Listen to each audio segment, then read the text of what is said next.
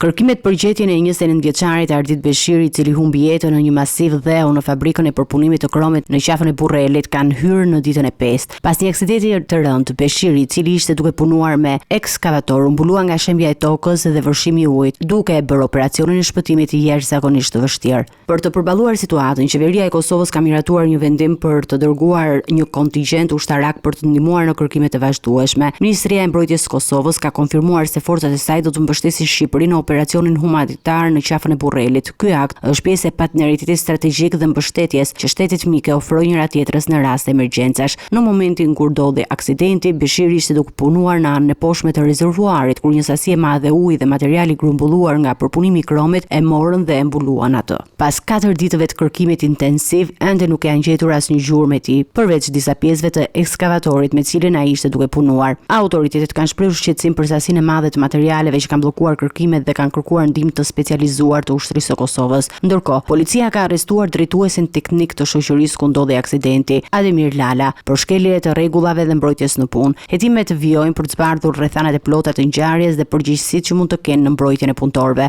Ky aksident ka tronditur komunitetin dhe ka sjellë vëmendje të madhe për sigurinë në punë në industrinë e kromit dhe të ngjashme, ku shpesh ndodhin rreziqe për jetën e punonjësve.